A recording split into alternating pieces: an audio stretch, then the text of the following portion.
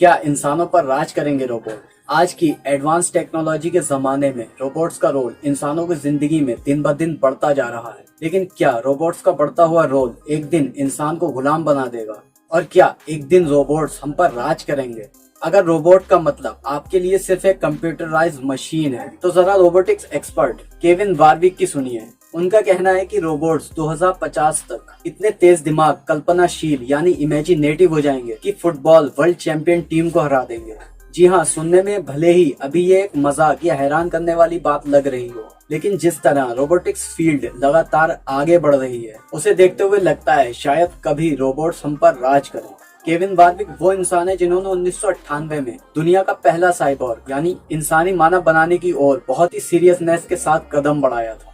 और ये उनका ही नहीं, कई रोबोटिक्स एक्सपर्ट का मानना है कि आर्टिफिशियल इंटेलिजेंस फ्यूचर में इंसानों से बेहतर सोचेगी। इन एक्सपर्ट की सोच यहीं तक नहीं, बल्कि इनके मुताबिक इन मशीन्स के सामने इंसानों की हैसियत चिंपैंजियों जैसी हो जाएगी। इसलिए उनका सजेशन है कि इंसानों को जल्द से जल्द रोबोट्स के साथ फ्रेंडली रवैया अपना लेना चाहिए, क्योंकि जिन्हें हम मात नहीं दे सकते उनसे दोस्ती कर लेने की ये सीख पुरानी है। आर्टिफिशियल इंटेलिजेंस या साइबोर्ग के बारे में सोचते ही एक साथ डर और रोमांच की झुर्री पैदा कर देता है।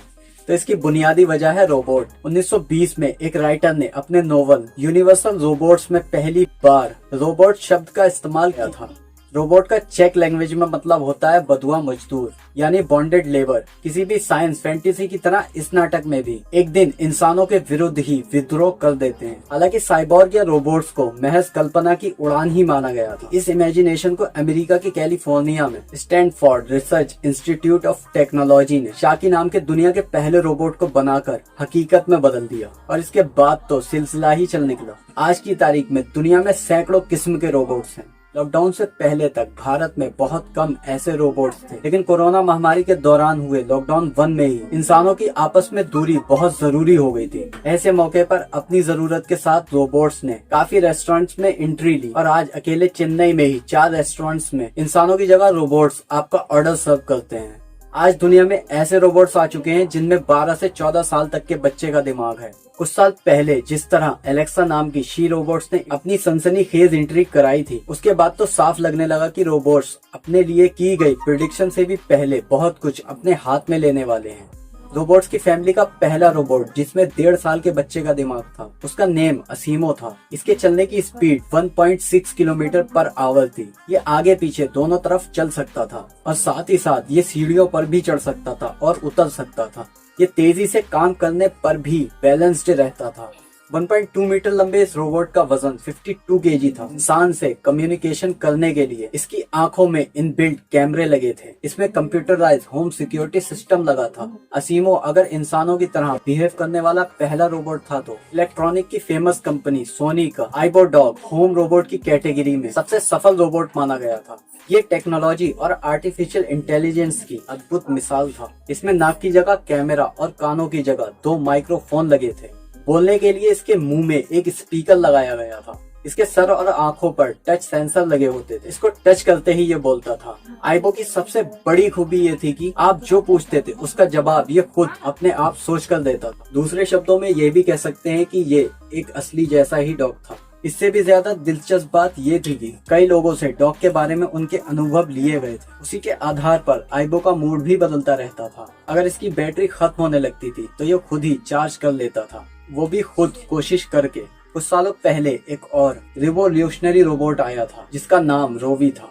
इसमें लर्निंग टेक्नोलॉजी का यूज किया गया था। वाइपर के जरिए इसका मालिक अपने पास बुला सकता था। इसमें बिल्टअप बम्पर और सरफेस सेंसर लगा हुआ था, जिसकी वजह से ये खुद घूम सकता था। ये LED, LCD स्क्रीन और वॉइस के जरिए इंसान की तरह भावनाओं को दिखा सकता था। ये रोबोट खुशी, दुख, उदासी, डर और नाखुश जैसे एक्सप्रेशन कर सकता था और रिमोट कंट्रोल के जरिए आप इसे इंस्ट्रक्शन दे सकते थे। हाल ही के सालों में कई रोबोट्स यूटिलिटी सबसे ज्यादा साबित हुई है। फ्लो रोबोट या नर्स रोबोट ये बहुत ही पर्सनल किस्म का रोबोट है, जिसमें 2 ऑन बोर्ड कंप्यूटर होते हैं। ये वायरलेस इंटरनेट लिंक के जरिए आपस में जुड़े हुए होते हैं। इसकी आंखों में टच सेंसिटिव कलर डिस्प्ले होता है और कैमरा लगे होते हैं। इसकी वजह से ये लोगों को पहचान सकता है, हाय हेलो कर सकता है, बूढ़े लोगों और बीमार को टाइम से दवा लेना याद दिला सकता है। मगर ये सब पहले से प्रोग्राम होता है। ये अपने डिसीजन खुद नहीं ले सकता है। सुपर मानव की कोशिश को साकार करने में जुटे रोबोट्स में एक और इम्पोर्टेंट फरबी।